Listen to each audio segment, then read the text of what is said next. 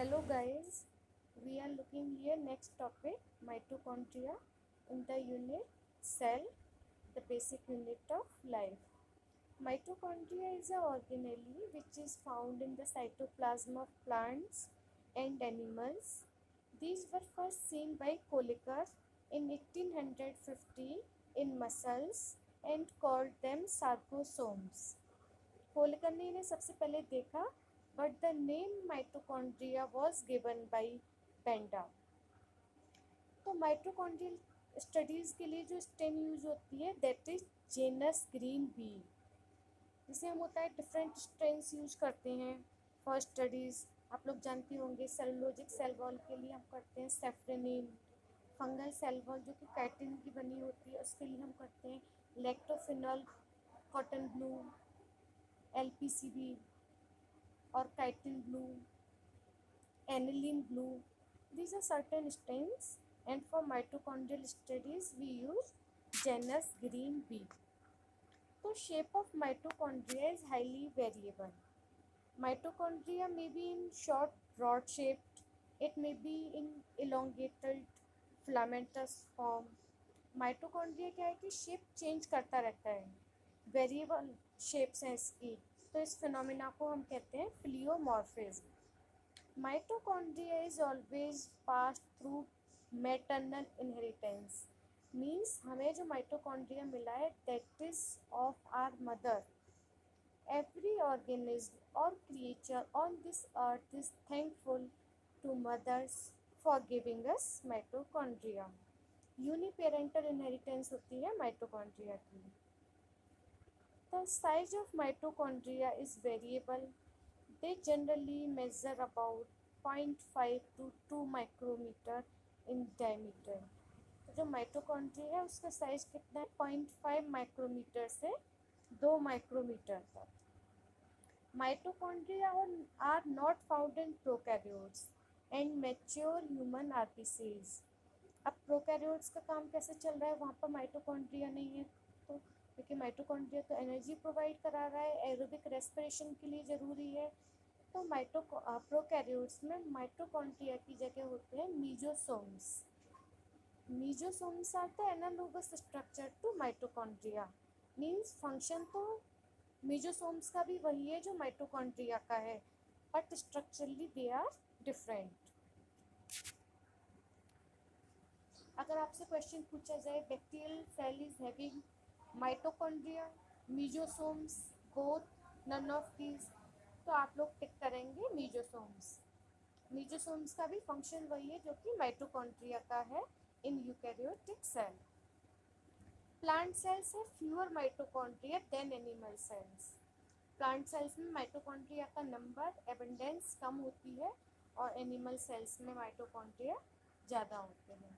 Mitochondria को power house कहते हैं किसी भी सेल का। अब हम देखेंगे माइटोकॉन्ड्रिया का अल्ट्रा स्ट्रक्चर। माइटोकॉन्ड्रिया दो मेम्ब्रेन्स का बना होता है, outer membrane and inner membrane. तो डबल मेम्ब्रेनस स्ट्रक्चर है ये, जैसा कि क्लोरोप्लास्ट है और न्यूक्लियस है। And these membranes are composed of lipids and proteins. Outer membrane से जो ट्रांसपोर्ट होता है माइटोकॉन्ड्रिया में उसके लिए हम बोलते हैं ट्रांसपोर्टर्स जो रहते हैं that is TOM, transporter of outer membrane. और इनर मेम्ब्रेन के थ्रू होने वाले ट्रांसपोर्ट के लिए जो ट्रांसपोर्टर्स होते हैं that are TIM, capital TOM, capital TIM। TIM is transporter of inner membrane. और दोनों मेम्ब्रेन्स के बीच में एक स्पेस होता है जिसे हम बोलते हैं पेरी माइटोकॉन्ड्रियल स्पेस। तो माइटोकॉन्ड्रिया का भी हर कंपार्टमेंट एक फंक्शन के लिए ऑर्गेनाइज्ड है, means every structure of mitochondria has a specific function. तो outer membrane, inner membrane and the space between two membranes is intermembrane space और perimitochondrial space. Inner membrane of mitochondria is folded into finger-like projections. These projections are known as cristae. Here you can see these finger-like or finger-shaped structures. These cristae are for increasing the surface area or of inner membrane, क्योंकि inner membrane में ही आपकी कुछ cycles चलनी है, जिसके लिए surface area ज़्यादा चाहिए. And the extended area of that cristae is known as matrix. Outer membrane is smooth and it is permeable to small molecules. Contain some enzymes, but this is poorer in proteins. आपने एक enzyme के बारे में सुना होगा, mono amino oxidase, MAO.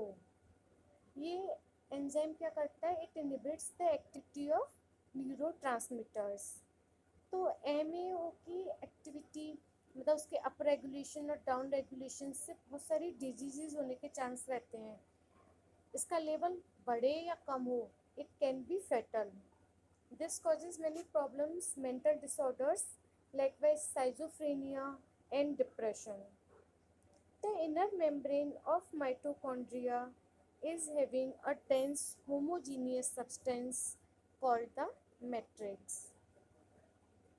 Matrix possess single circular DNA molecules, a few RNA molecules, ribosomes of 70S type, and the components required for synthesis of proteins. Mitochondria is known as a semi-autonomous organelle. Semi-autonomous organelle का मतलब है कि इसकी जो functioning है वो कुछ nuclear protein से चलती है और कुछ माइटोकॉन्ड्रियल प्रोटीन्स. माइटोकॉन्ड्रिया में अपना एक जीनोम होता है जिसके थ्रू सिंथेसाइज होती हैं प्रोटीन्स, और कुछ न्यूक्लियस प्रोटीन्स हैं, जैसे न्यूक्लियस से मैसेंजर आरएनए बना and that messenger RNA gets transported to cytosol where it is translated into proteins. Mitochondria के बारे में बताया जाता है कि इसकी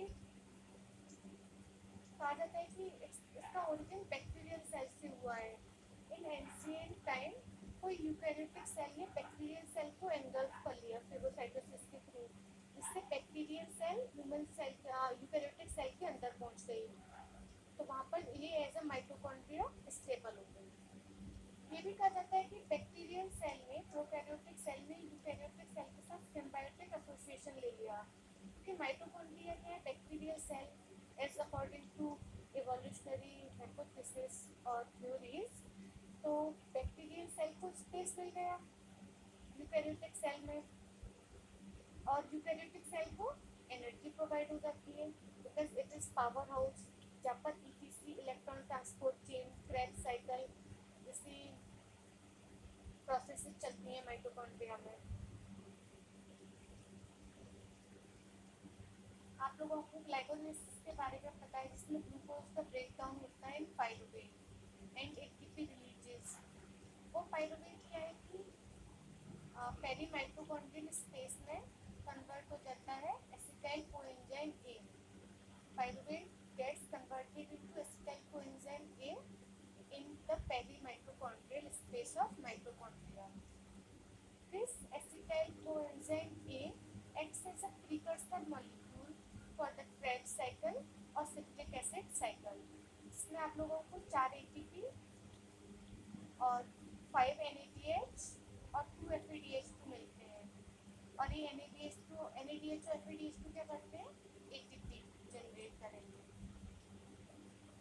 माइटोकॉन्ड्रिया में मैट्रिक्स में रेस्पिरेटरी चेन है दैट कंटेन्स 4 एंजाइम कॉम्प्लेक्सेस. आप लोगों ने पढ़ा होगा NADH कॉम्प्लेक्स और साइटोक्रोम PC1 कॉम्प्लेक्स और 2 intermediate substrates coenzyme Q and cytochrome C. This energy is in the form of ATP.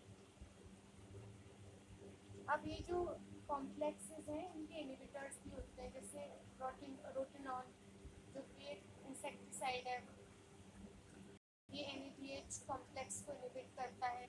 ATP synthase which synthesizes ATP, it is inhibited by oligomycin. आप लोगों को पता होगा ATP सिंथेज बना होता है F0 F1 सब यूनिट का, and that F0 is sensitive to oligomycin. Ultimately we can say that summarize or conclude mitochondria, it is double membranous structure and powerhouse of the cell.